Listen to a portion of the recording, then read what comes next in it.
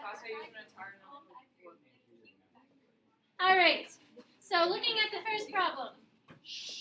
A small business invests $10,000 in equipment to produce some type of product. So $10,000, probably a company, a business that's just starting off. So it's obviously small right now, could grow. Each unit of the product costs $65 to make or to produce. So whatever you're making, it costs you 65 cents to make. But you're going to sell it for $1.20. So, yeah, not a bad profit. 55 cents on each item. How many items must be sold for the company to break even? So, what does it mean for a company to break even? Taylor? Yeah, so she said you want to make the amount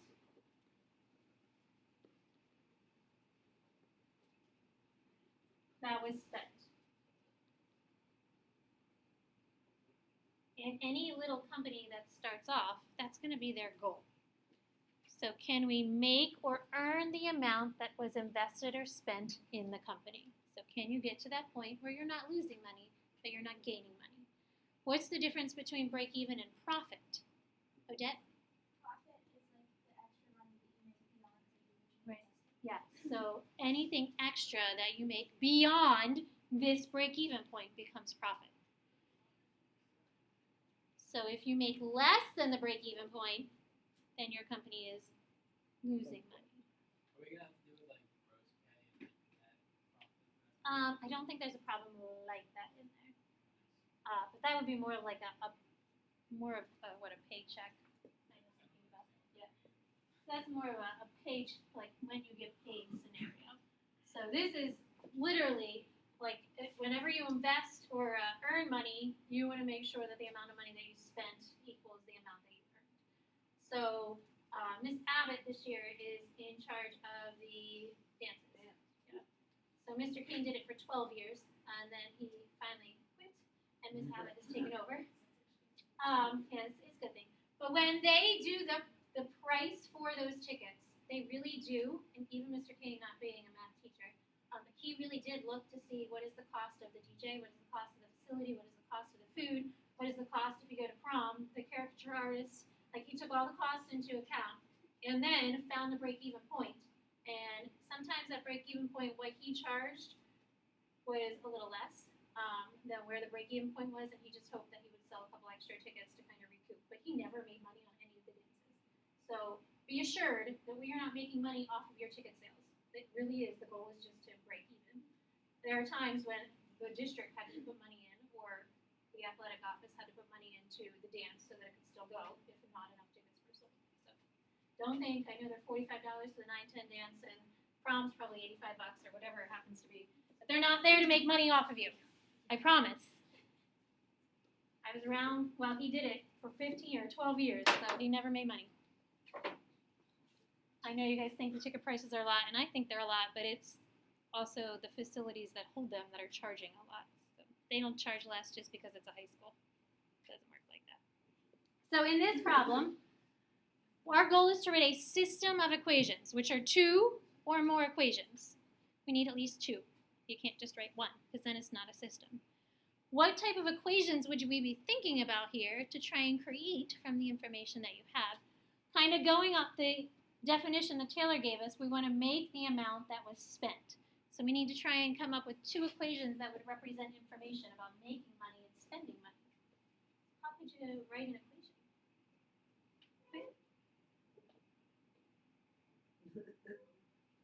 I thought you had your hand up. But maybe not.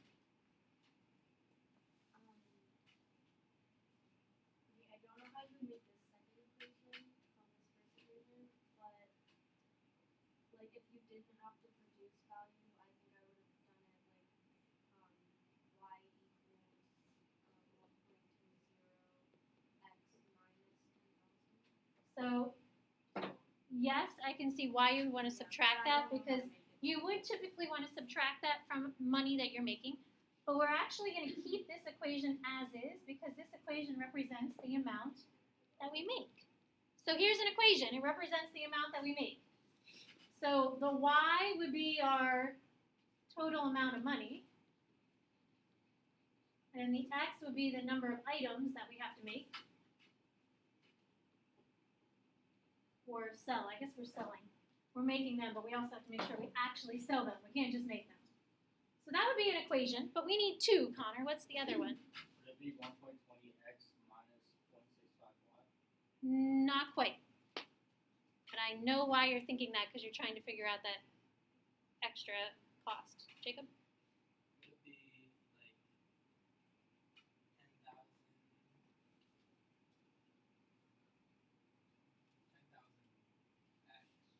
plus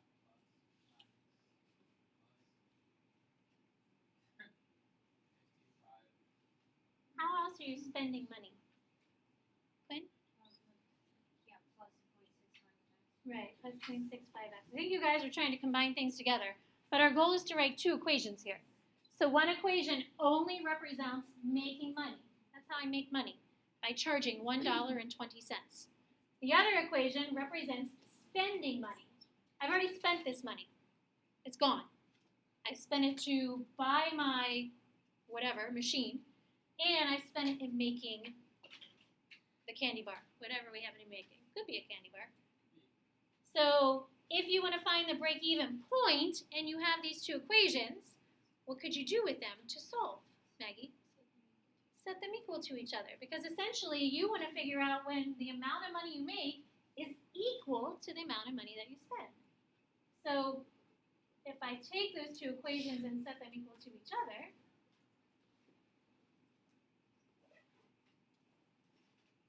and solve them. Then, Connor, we kind of get the 0.55 that you were trying to get me. We actually create that number by setting the equation and solving. So this would be 0.55x if we take the 65 cents to the other side, equals 10,000. What is 10,000 divided by 55 cents?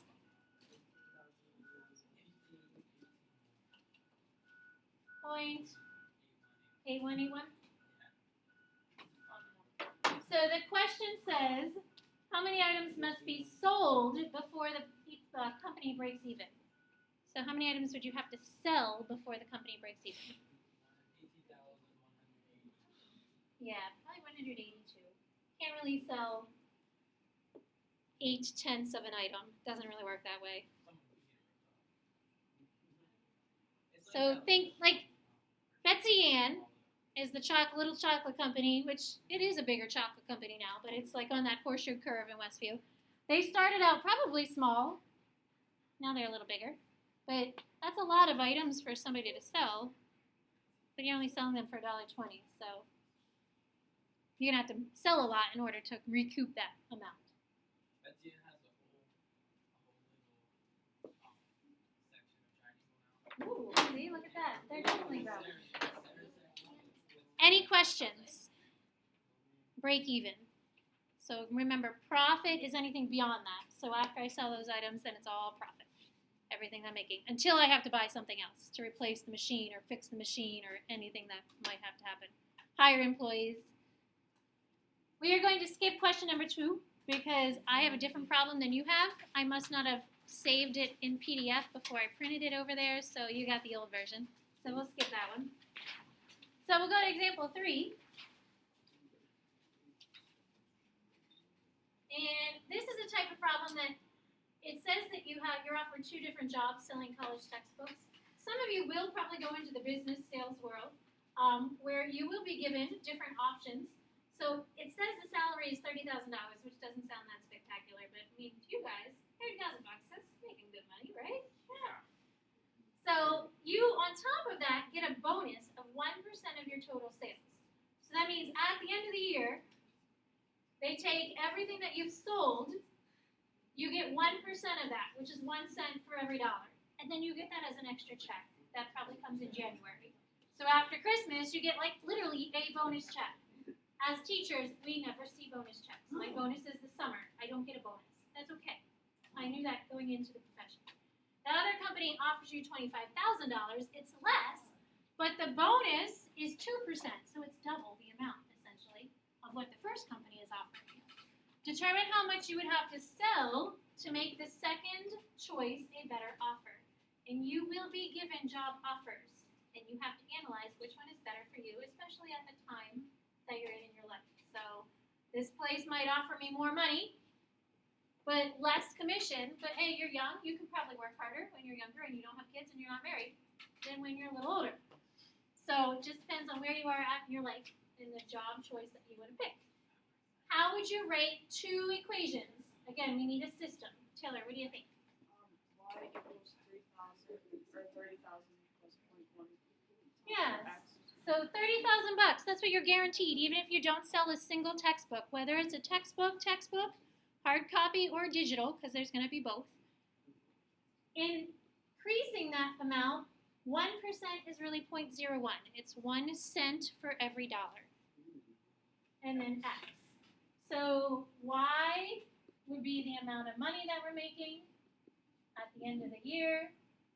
The X would be what the amount we sell.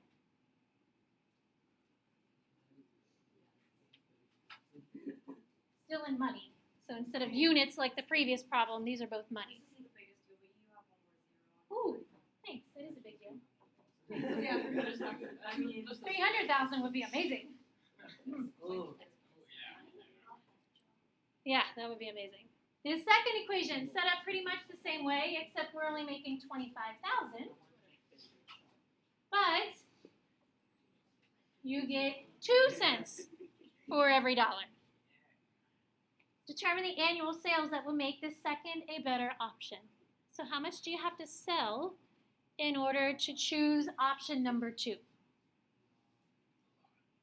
How would you solve that type of equation, Emma? So we could set it up as an inequality because it says determine the amount that would make the second better. So anything bigger than that. So you could set it as an inequality, you could keep it as an equation, and then just say you must sell more than this, either way. How did you set it up, Emma? So what do you have? 25,000 plus 0.02x is greater than 30,000 plus 0.01x. And she's making an inequality because anything beyond that would make the second choice better. And the first equation or expression we're using here is the 30,000 plus 0.01x. And this is pretty easy to solve for. We've got some nice numbers. So if we take the 25,000 to the other side, we're down to 5,000. Over here, we're down to 0.101x. And Emma, your sales must be bigger than $500,000, which seems like a lot.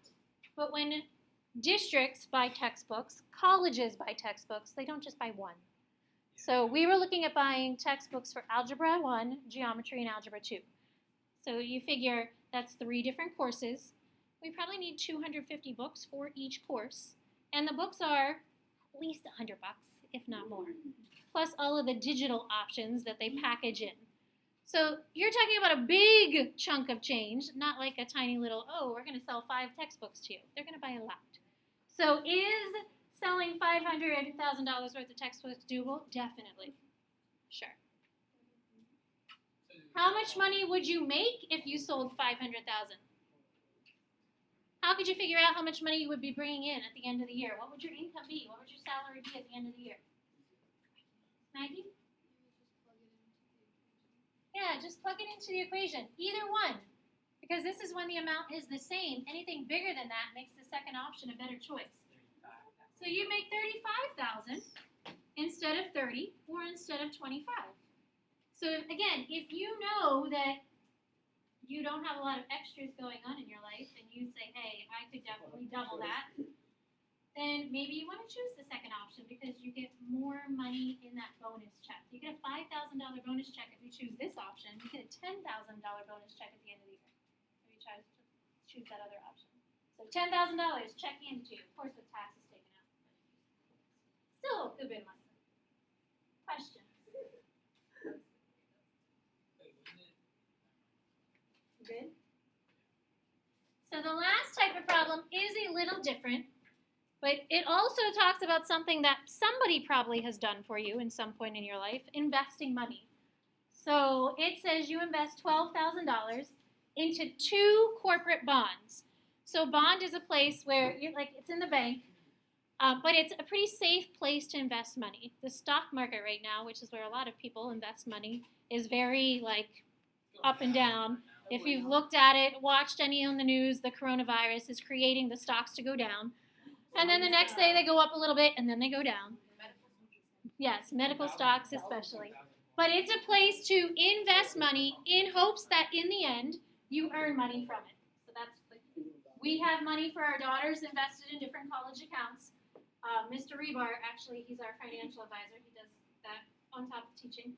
But he kind of gives us an idea as to where, like, we have 3 different accounts that we have it in, and he gives us an idea as to where and when to move the money because of the market. I trust him. I don't really look at the market very much. So, $12,000 is invested. This is my typo. That pays 5%. There shouldn't be a dollar sign there. And 6.5% simple interest. So think back to chapter 3. We did the PERT formula. I equals P-E-R-T. That's what this interest is talking about. So you're investing something at a rate. You're getting money back in the end. The investor wants to make $650 at the end of the year. So on top of investing the $12,000, the hope here is that you end up with an extra $650 at the end of the year. What's the most that can be invested at the 5% bond so that we can get that $650? These 2 equations are going to be set up differently than the last pair of equations that we did because you're investing 2 different amounts of money at different rates. So one amount might be $8,000 and the other is $4,000. Or maybe you invest $7,000 and $5,000. Or $3,000 and $9,000. But we have 2 different amounts that you're investing into 2 separate types of accounts. So how would you try and make an equation or 2 equations to represent that information? Emma, you have an idea? Maybe 0.05x plus 0.65y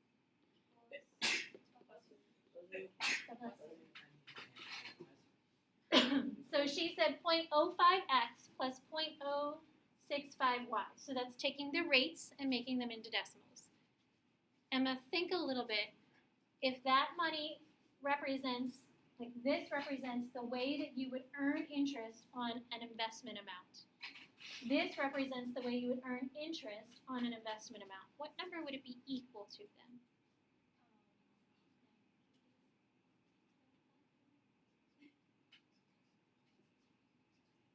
Maggie? It's going to be equal to 650. Because the way you earn interest is by taking the amount times the rate. This is the interest earned. So I earn interest by this rate and by that rate. So those 2 equations or those 2 expressions need to be equal to 650 because that's how you earn interest, by taking amount times the rate. So X is going to be the amount of money at the 5% rate. Y would be the amount of money at the 6.5 rate. So you still have to make another equation. Mackenzie? Right, and that's the one that just has the X and the Y. Because 2 accounts together total $12,000. So the first account is X, how many ever I place in there. The second account is Y. Now the goal is, what is the most that can be invested at the 5% bond? So what method do you think would be easy to use for the way this equation is set up, Jacob? Elimination. It's okay that there are decimals. We can eliminate with decimals. We want to keep the 5%. We want to keep X. So Jacob, what could we multiply by so that we get rid of Y? Negative 0.065. It works out okay. Even though there are decimals, it's going to work out nicely.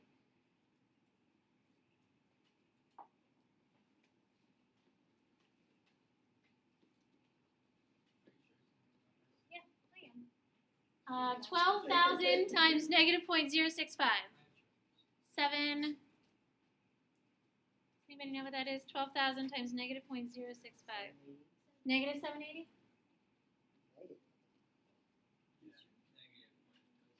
All right, so that equation is gone. Using elimination, we kept X because we're trying to figure out the most that we would invest at the 5% bump. So it can't be more than that. That's why we kept X. The Y's cancel. And when you combine your X's, you get negative 0.015X equals negative 130.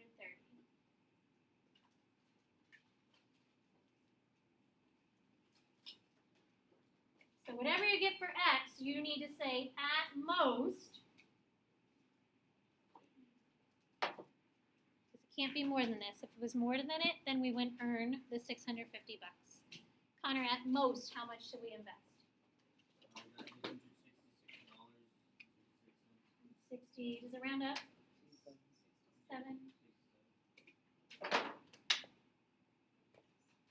Questions? So because there are two different rates and two different amounts that you're investing, the X and Y get set up differently than the other two. The other two are kind of more like comparison problems. So the next page in your packet is your worksheet. There are 8 problems. The solutions are posted to Google Classroom, so you can check those answers. Make sure that you're defining what the variables represent and writing 2 equations. And then you get to choose based off the way the equations are set up. Do you want to use substitution or elimination? You have about 7 minutes, so you can get a little bit of a head start. 6 minutes. Maybe get the first 2 problems set up and the first problem solved for. Yes.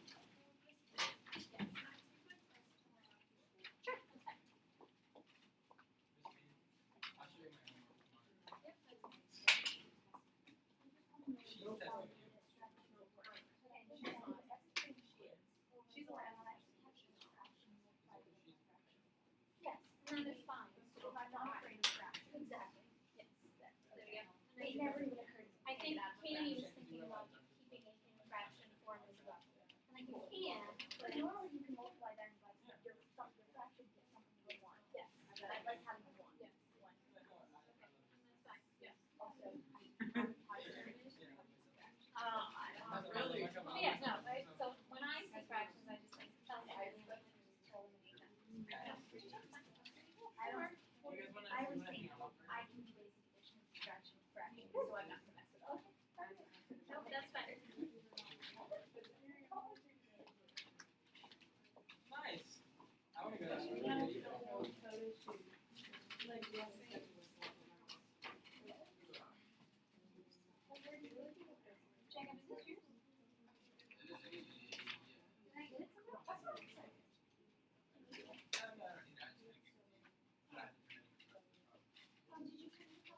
Yeah, give them to you. I have Mariella's and Mariella's.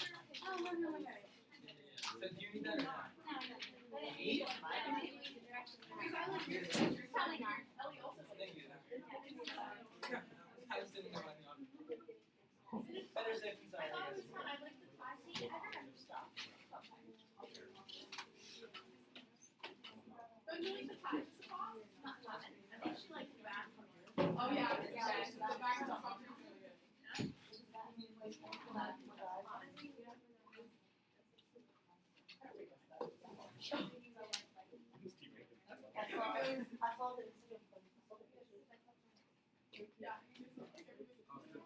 I know. Yeah. One of the guys was wearing straight body and I was like, that's what Elena was like.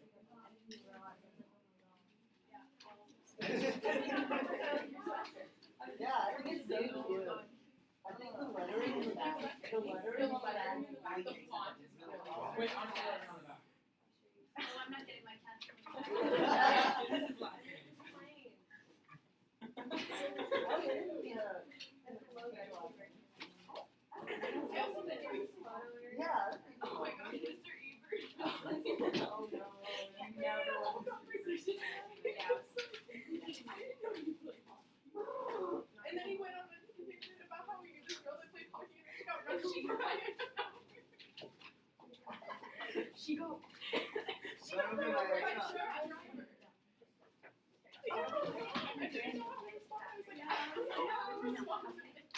You're like, I thank get you. home from school at like 11 o'clock tomorrow. No. Oh, you're alone. And then she was like, "Oh, thank you." She's like, "Oh, I'll call you." And I was like, "Well, No, there is no new types of faculty. I can recall only two like that. No new types of faculty. Okay, That's Factor by grouping, common difference between. So from put the quiz Thursday morning. yeah. We might get back, we might not.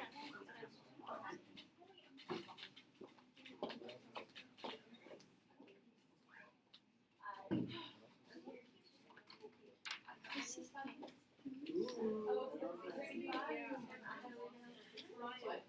So unfortunately, I'll go back. I woke up and I got ready for school and then my alarm went off. So I already knew exactly you know, what was more on than and everything, so I just like asked my mom if I was gonna do tweaking. It was like, I've been told that they give every single essay, so my grade was like. Let me